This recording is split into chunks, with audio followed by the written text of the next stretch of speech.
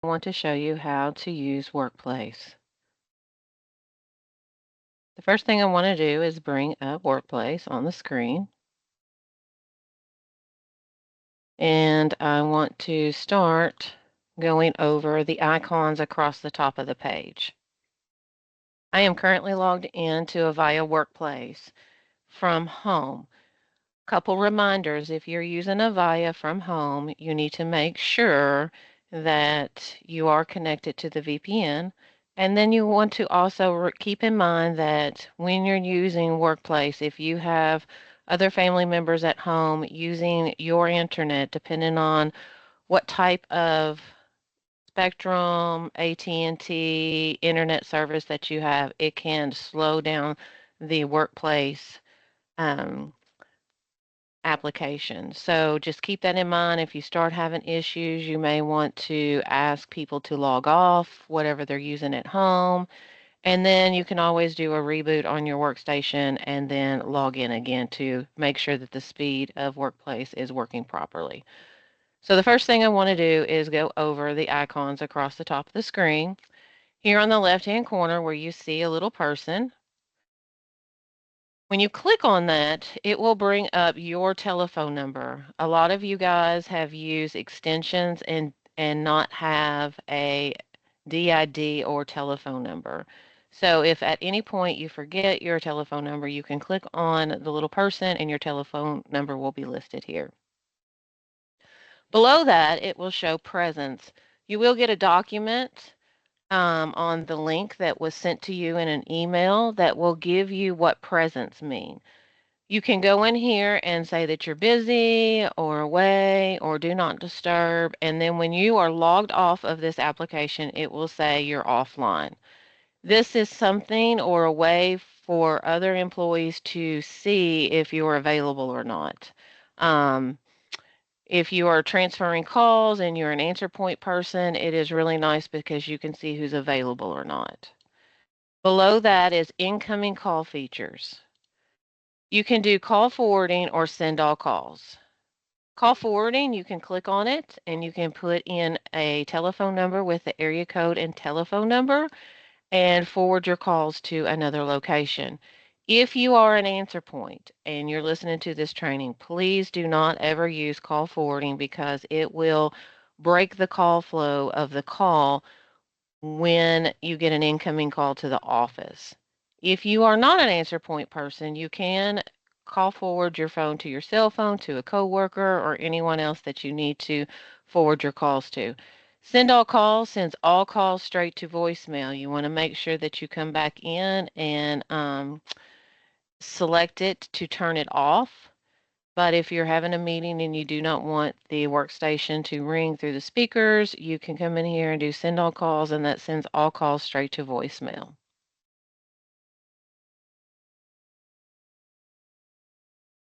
Going across the top of the screen here, you have what's the home icon. You have favorites, which is a smaller list of your contacts for you to go into and call someone very quickly. You have the list of your contact list. You have the history, and then you have the calendar. So let's start going over each icon. The home calendar, I typically like to keep mine here because it has the dial pad and it has the search feature where you can go in and search for someone's name or number. If you want to call someone, you can click on the dial pad. You do not have to dial a 9 or a 0, but you have to dial the area code and telephone number of the person that you wish to call. Once you dial the number, you will hit call, and that will activate the Workplace to call someone. If you would like to search for someone, you can do the first or last name, and I have Rick Johnson in my contacts, so I could quickly highlight his name and go over here and hit call. So you can search on your contacts very quickly and call someone that's in your contacts. I'm going to remove Rick from the contacts. I'm going to go back home. Here where it says next meeting, this is where your meetings from your calendar will show up. This is connected to your Outlook. So whatever meetings that you have on your calendar and Outlook, it will show up here in the next meeting area. History, it's a quick view of missed calls, outgoing calls, incoming calls. So if you're away from your desk taking a restroom break or taking a lunch break, when you come back, you can see missed calls. It'll give you the date and the time. You can go over here and hover over top of the phone, and it will allow you to call that person back. When you go to your favorites, this is a list, a smaller list that I have created of project managers in my office that I quickly need to call. If you work for CHFS, it may be the abuse hotline. It could be someone outside of your agency. It could be the police department. So it could be a variety of people, but they have to start in your contacts first. So once you have your list of contacts, and notice here on every tab, there is a keypad and a search menu for you to search to call someone on every icon. So here right now it shows that Chad is not available. Let's say Chad starts to work for another agency and we're going to remove him from our favorites. All I'm going to do is remove from favorites, and that will remove him from my favorites. If I want to call someone from my list, I highlight the person, go over and highlight the little receiver, and I hit call, and that will call them very quickly. On your contacts, if you are wanting to add someone into your favorites, you would search for a name. And there is Chad. I'm going to highlight his name. I'm going to go over and hit the star. And when I add the star to his name, I can go back to favorites and you will see that Chad's back to my list. So adding and removing is basically just clicking on the star to remove, and when you're in your contacts to add them. This is your contact list. Again, notice there is a dial pad and a place to search for a number to call someone. This is a list of everyone in my contacts. You can see who's available and who's not just by scrolling through and seeing your list and who's available and who's not. At this point is typically when we ask everybody to go up here to Options and Settings, which is the little gauge up here in the right-hand corner. You're going to click on that. Then we're going to go to Contacts. It's on the right-hand side.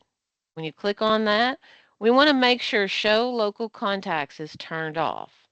That way you start with a fresh contact list and it's not pulling from Outlook. So the first thing you're going to want to do is go in here and turn Show Local Contacts off. Press OK, and it's going to tell you that it's going to log you out and back in. It does it very quickly. And then I'm going to press Done. You will then have a shorter list, and if you ever want to add to your list of contacts, there is a little plus sign over here to the right-hand side, Create Contacts. When you click on the plus sign, it's going to bring up another screen. If I want to add someone to this list, you would simply put their first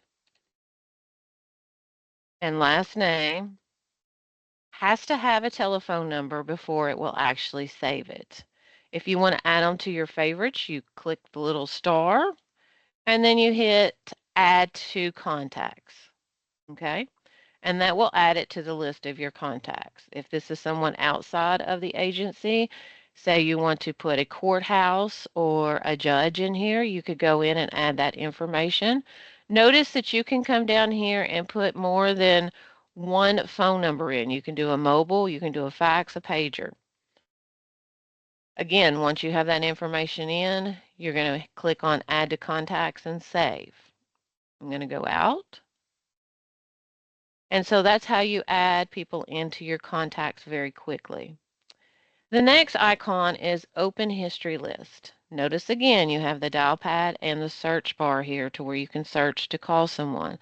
This is a list of callers that have called me, or I have called them, or I've missed a call.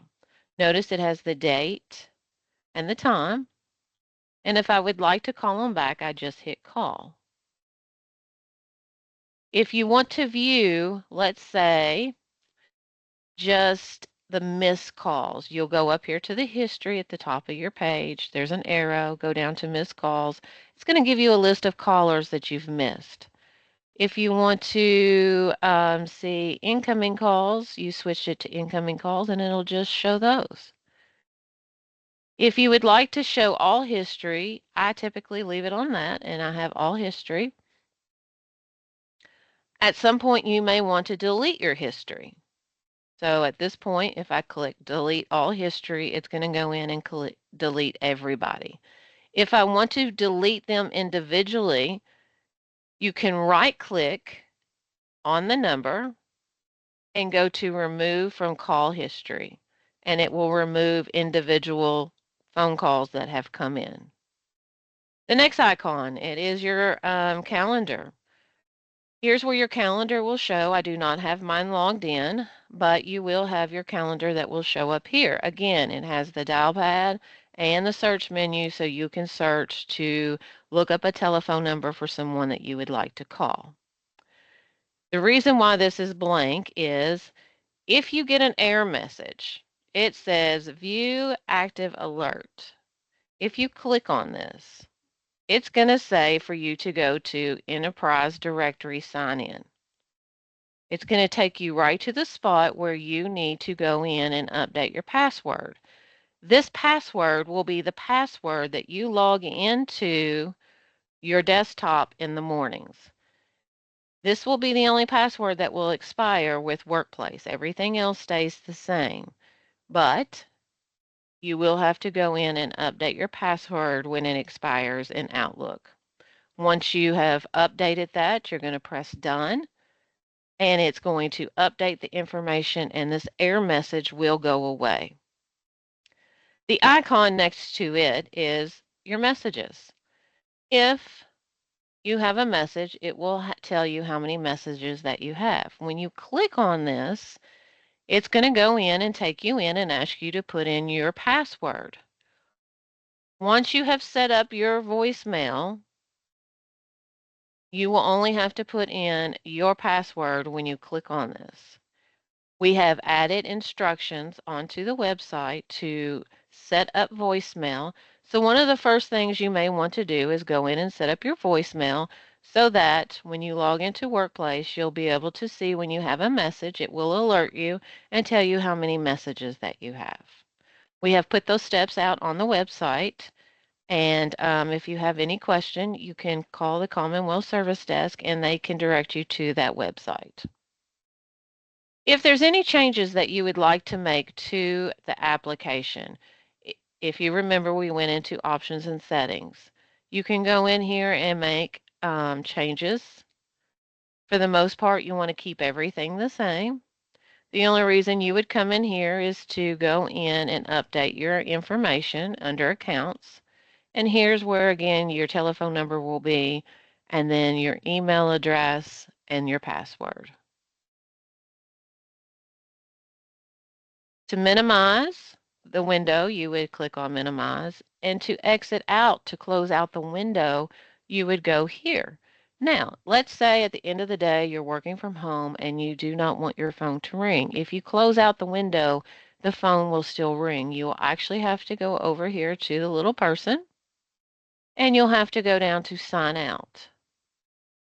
Once you sign out, you will have a window that looks like this. In the morning when you come into the computer, all you have to do is hit sign in.